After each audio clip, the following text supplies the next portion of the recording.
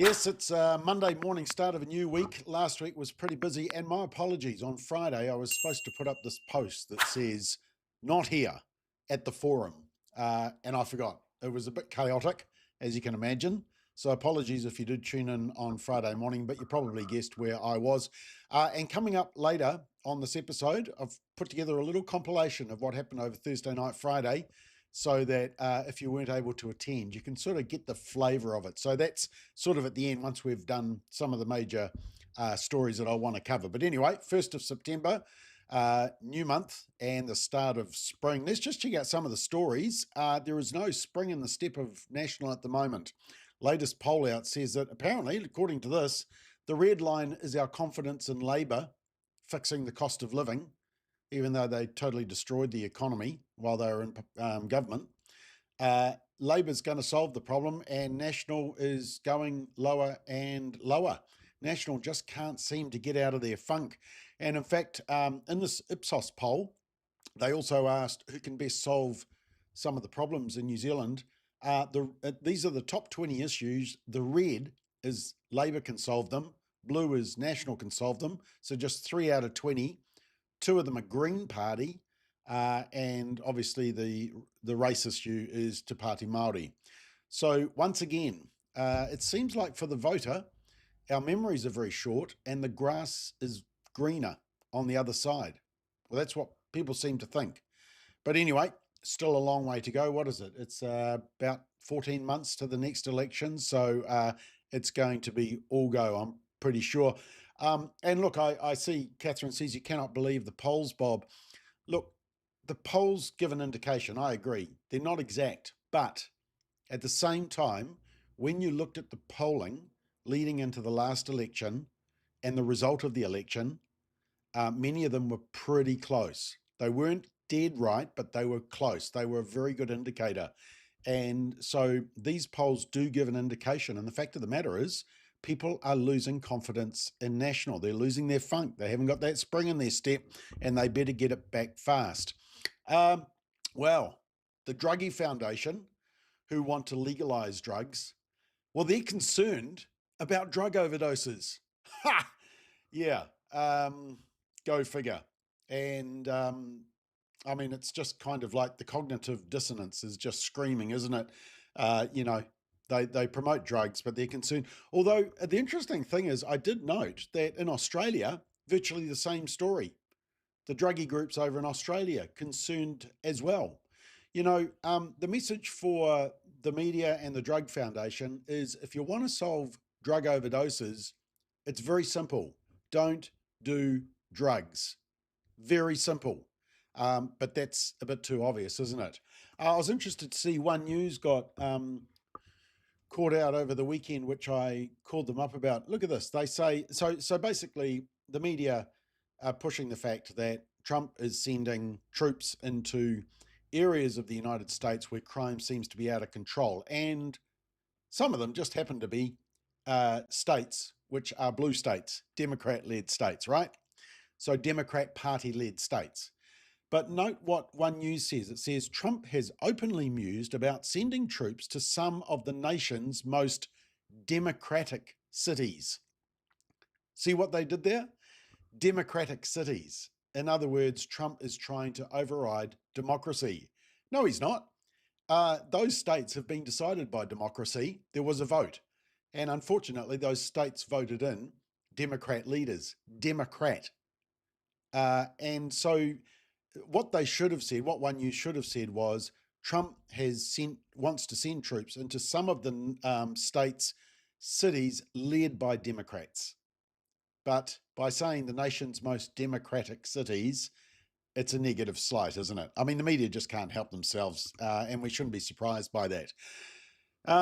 Yeah, this will cheer you up. Your hard-earned taxpayer money was used to pay legal fees, $70,000, according to this report in the Centrist, to help Ardern and Hipkins and Robertson not have to speak to the public about the COVID response. Your taxpayer money helped pay their legal fees.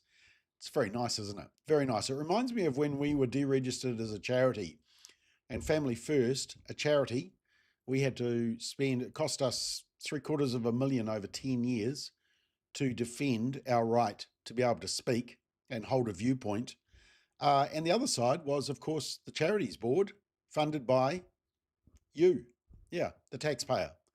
It always seems that way. And one of our speakers at the forum, Kirrily Smith, who has been accused of violence because she called a man. Once again, she has to raise her own legal support, but the groups that want to take this vilification against her, the LGBT groups, of course, they all seem to be able to get government funding, or groups that are government funded. So, it's never a fair playing field. To Pati Maori, they continue to show just how radical they are. John Tamahiri, who's the Pati Maori president, he's called the coalition government, he's likened them to Nazi Germany and called it a fascist regime that has to be removed. Now, his remarks drew swift condemnation from the Holocaust Centre of New Zealand, which called the comparison unhelpful at best and harmful at worst. But ironically, Tamahiri, who's Māori, also turned on National's Māori Development Minister, Tama Potaka, who's Māori, saying he was a disgrace to our Maori race. And so, in other words, while accusing the government of racism, John Tamahiri himself engaged in race shaming himself, which is kind of ironic, isn't it? John Tamahiri also called Judith Collins ugly. Now, you probably didn't hear about that. Remember when Trump used to insult women and it was national headlines across the world? But John Tamahiri can call Judith Collins ugly, and nothing to see here. Yes, nothing to see here either. Here's a photo of Te Pāti Māori attending a party. It must have been a fancy dress. Look at the co-leader, Debbie, there, second from left. That looks like a Palestinian get-up, isn't it? I mean, that's interesting. And in fact, the co-leader was getting in trouble because, sorry, not the co-leader, the one on the far left there, which is Orini Kaipara, who's standing in the by-election, which is being held at the moment. She went to a debate and she was wearing the red beret and a South African flag. And that looks very similar to the Julius Malema. Is that how you say it? Malema? And he's that radical guy who was infamous for the chant, kill the Boer, kill the farmer, linked to the brutal farm attacks. And Winston Peters said, why is the media not all over this? The fact that she's dressing like this. But, media, nothing to see here. Good news. I saw this good news during the weekend. Eating meat not linked to higher risk of death and may even protect against cancer-related mortality. Now, I don't care if the study is false. It's just a great study, and I just wanted to quote it because I'm stoking up the barbecue tonight, so I just want to remind you why. Now, one of the biggest news items at the end of last week was the Minnesota school shooting tragedy. Catholic school, which was meeting, having mass in a church. The shooter killed 2, injured lots of kids. The media have worked overtime not to deal with the real issue. You see, when it's a right-wing shooter, a white supremacist, then they look into all the background, like the mosque shooting, appropriately so, looking into their motivations and all their background. But when it's someone on the left, and especially someone who was trans, suddenly the only thing they talk about is gun control. But the interesting thing is what the media aren't telling you is what some of the ideology was behind the shooter, including the fact that he was tired of being trans, wish he'd never been trans, and this was in his writings, that he wanted to kill Donald Trump, and he was anti-God, and also he was smoking weed. But you won't see that in some of the New Zealand reports. And when people gave the response, which tends to be the response that most political leaders give when there is a tragedy like that, of calling for people to pray for the situation, which is an appropriate response, especially when the disaster has first happened. Do the analysis, but call for prayers for those who have been impacted by the disaster. We did when there was the mosque shooting as well. Well, people, this is Jen Psaki. I don't know if you know her. She was Biden's press secretary in his first couple of years. And she said, prayer is not freaking enough. Prayer does not end school shootings. Prayers do not make parents feel safe sending their kids to school.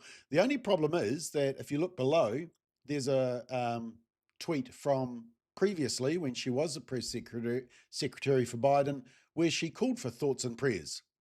This is the problem with the left. They have some principles and then they change their principles. So you can't actually keep up with what their principles actually are. There's no consistency. Let me just show that. So there it is. Prayer is not freaking enough. Prayers don't end school shootings. But here's an earlier one. Thoughts and prayers for that. Now, I did see a very good article in the Christian Post talking about the Christian response. And I just wanted to read a little extract to you from it, if I can get these pages separated. It just said this: the shooting at the Catholic school isn't an isolated incident. It's part of a disturbing surge in violence against Christians and churches in America. According to Family Research Council, incidents of hostility against US churches, including vandalism, arson and gun violence, have skyrocketed from 54 in 2018 to over 430 5 years later, with the trend continuing into this year. Globally, Open Doors 2025 World Watch List reports that 380 million Christians face high levels of persecution. Yet, when Christians are targeted, the response is muted compared to other groups. If this were an attack on a synagogue or a mosque, we'd hear unified calls to combat anti-Semitism and anti-Muslim sentiment. And if on an LGBT venue, there'd be a crusade against homophobia. But for Christians, crickets from the media and elites. This double standard stems from a deep-seated bias, as much of the mainstream media harbours disdain for biblical Christianity, viewing it as outdated or oppressive. They don't honestly care about our safety because in their eyes, we're the oppressors. It's outrageous that in a nation founded on Christian principles, by pilgrims seeking religious freedom, it's now open season on believers.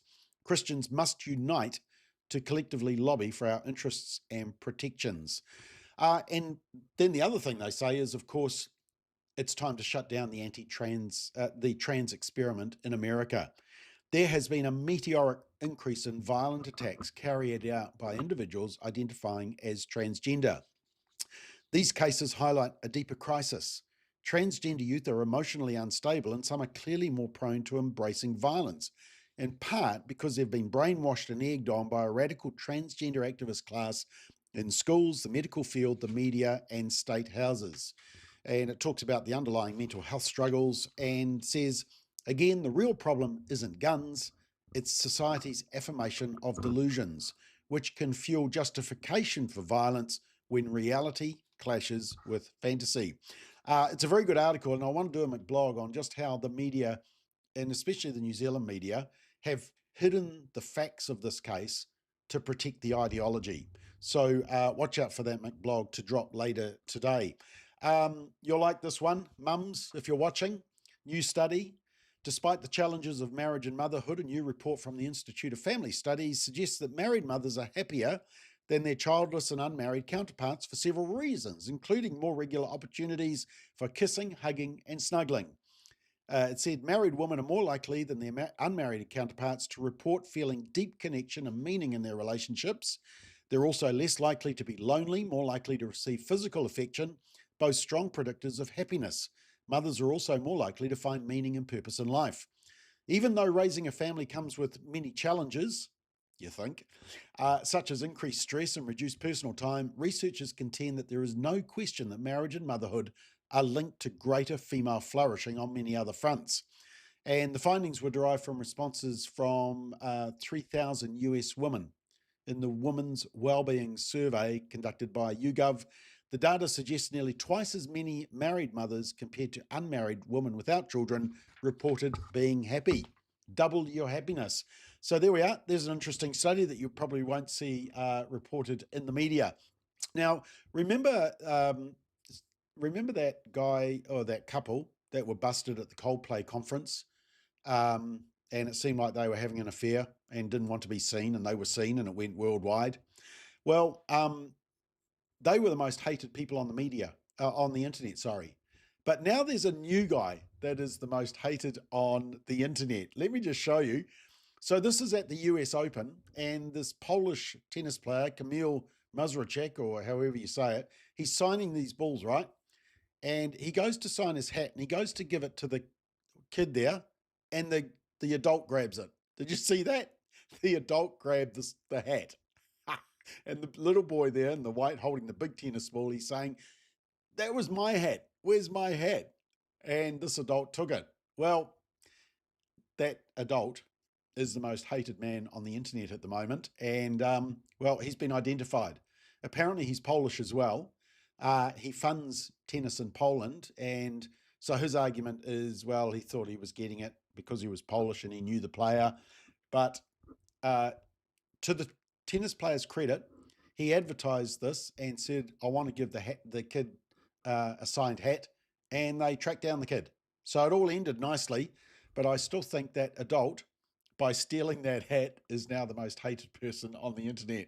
So watch this space. Now, just before I show you a review of the forum on the family, this is me just doing a presentation. You're probably wondering why I was wearing an orange vest. I look like Bob the Builder, don't I? Never thought of that.